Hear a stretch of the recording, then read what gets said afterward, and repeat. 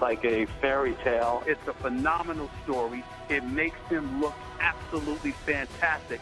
How often do you get a chance to become a legend in your own hometown and home state? The last sentence is the only sentence that really matters. I'm coming home. I'm coming home. I'm coming home. I'm ready to accept the challenge. I'm coming home. Our next guest, drafted 4th overall by the Cleveland Cavaliers way back in 2011. We welcome in power forward for the Cleveland Cavaliers, Tristan Thompson. How are you? I'm doing good, Kay. How you doing? I'm doing well. This is your first time here. How do you feel?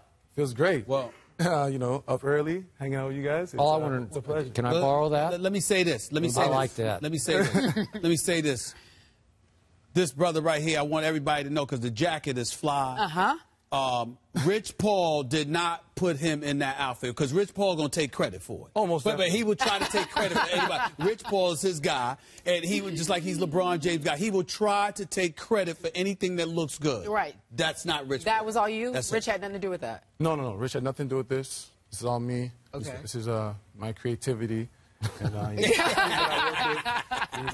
we whipped this up and made it, put it together. All right, well, let some folks know about this. It's Espn Day, obviously, today is the ESPYs, and you are hosting for TSN. Tell us what that is and what you're going to be doing briefly, so everyone knows your aspirations after basketball. Well, like you said, today I'm hosting the red carpet event, me and Cabby for, TSN. I'm Canadian, so whatever I could do for my country, proud countryman, I do it, and it's going to be fun. We're going to talk.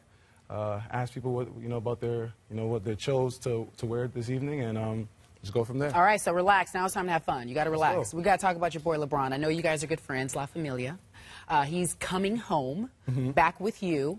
Obviously, that's exciting news for you guys. Tell me about how you felt when you heard the news, and obviously what you think will happen for the Cavaliers now. No, I was excited. Whenever you can have the best player in our league. Especially join our young team, our young nucleus, and kind of just mentor us to kind of show us ropes what it takes to be a successful team in the East and in the league. You gotta be excited about that. When did you get the sense that it was possible that LeBron would be coming back home to Cleveland? Was it when the announcement came down, or did you get a sense beforehand that it was possible that it would happen? No, I was shocked like everybody else. During the time I was in Las Vegas for the summer league. I turned to my left and look at my phone. I see a bunch of text messages saying Cleveland, and I was like, I thought people were asking me if I'm in Cleveland or in Las Vegas, and then called my agent. He said, he's coming home. I was excited. Wow. Okay, so help me out here. I look at what you did have on your roster last year, which did include, obviously, a Luol Deng and a Jarrett Jack and a C.J. Miles. We could go on. Players aren't there now. You went, if I'm not mistaken, 33-49 last year. Yep. What was wrong with that roster, or the coach? What didn't happen last year? I think the only person who could put the finger is ourselves. Our GM, our Coach Brown. They did what they had to do to put us in a situation to win. It's up to us as players to come out and execute. We felt as a team that we underachieved, and we felt that we let the city down and ourselves down as players. Last season. So we used that as motivation, and then having Coach Blatt on the roster now and some of the new pieces, we're excited, and, it's time to get back to work. Okay, so with LeBron, and let's say there's no Kevin Love, but what's fair for us to expect from your team next year with LeBron? I think you can expect teams to compete every night. We're going to come out each and every night to compete. We're going to put our hard hat on, punch in the clock, and put ourselves in a situation to win. If that leads to, top 5 in the East or, wherever it leads us to as a result, as long as we put, our best foot forward, we gotta live with the results. I am a Kyrie Irving fan. I think the brother can ball big time. But you do hear from time to time that he needs to be a better leader, that LeBron needs to have a profound impact on his mental approach to the game. And I think that he's the key to y'all being a very good team or an elite team.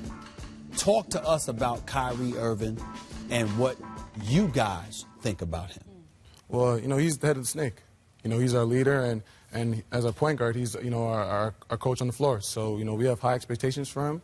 Y'all also, he's 22. He's young, and we're all growing. We're all growing together. So, he's not a finished product. He's, we all got things we need to work on. For all of us, just different things. So, I think, this summer he's realized he's got to take that next step. And, talking to him, he's ready, and he understands that, you know, in order for us to be an elite team, he's got to be the guy to, you know, carry us through. What kind of a leader is he? You know, like, is he outspoken? Does he get in guys' face? Is he quiet? Does he just perform on the court and lead by his... What kind of a... No, he adjusts, you know, different players, you can approach them differently. You know, for me personally, I don't mind a guy yelling in my face, telling me, come on, T, let's go. You know, that kind of gets me going. That shows that you got the energy and you're ready to fight. Other guys, you got to, you know, monitor what you say because they might take it the wrong way. So for him, I think what makes him a special leader is that he understands how to approach every player on the team. Have you talked to LeBron, and if so, what did he say since the decision? No, I told him I was excited. You know, I look at him as a big brother, a mentor, and so I was just telling him I'm ready to just, you know, get with him and build that chemistry and get ready for the season. What did he say to you? He said, "Let's go." Okay. What was your view, speaking of Kyrie, of the friction between Kyrie and Dion Waiters, another gifted player? There's no friction. You know, myself, Dion, and Kyrie, we've all played with, you know, AAU and all grew up high school together. So there's always understanding with everybody. You know, as players, we all want to make each other better. I think the whole media kind of played it up to make it think that there's riffraff between them, but you know, they're one of the closest guys. They sit beside each other on the bus, talk, make jokes. So there's no beef or dilemma between them. I want to say this for the record. Understood. It certainly wasn't me, because I like Dion Waiters. I like his feistiness. I like he's a rough rider. I think every squad needs somebody like that on it. I hope Dion Waiters stays with LeBron. Remember years ago when LeBron was in the playoffs playing with Cleveland, and he was flexing his muscles, telling Zadrunas and Anderson and those boys, go strong. Somebody like Dion Waiters, you ain't got to do that. He's going to be right there with LeBron, telling you, getting people face. I like that. Keep him. Keep Dion Waiters. It's a guy, yeah. No, Okay, another guy I like is Mike Miller, and you just added him. And he had chances to go for more money to other places. He loves LeBron. Obviously, they won together. In fact, what did he make? 7 3-point shots in in the closeout game? Yes, it was.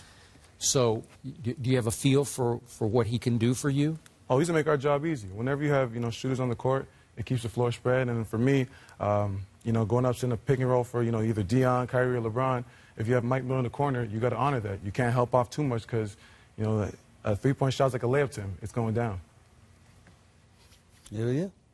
I wish y'all luck, because I got y'all as the number 2 to the 3 seed in the Eastern Conference. I got Chicago a little bit better than y'all right now, but that's about it. I think it's between. You know what? I got y'all at number 2. Indiana lost Lance Stevenson. So you have I got y'all at number 2 now. Okay. I think Indiana takes us at least a slight step back, losing Lance Stevenson. I think that could be a mistake on their part.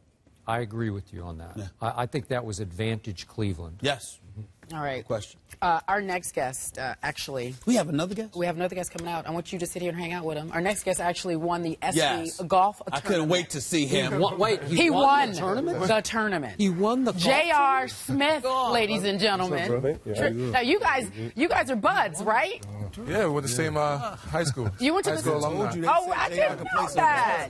I didn't know that. How are you, darling? Good to see you. It's been a while. Play golf. You guys, since JR and Tristan are friends, we're going to play a little video. We'll talk about it after the break. Let's take a look. You guys see this? Y'all remember that? Oh, hold on.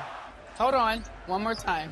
Mind you, Tyler's foot got in my way. Oh, okay. That's what it was? What happened? Oh, okay. It was Tyler's, his foot got in my way. Oh, Tyler, someone's foot got in his way.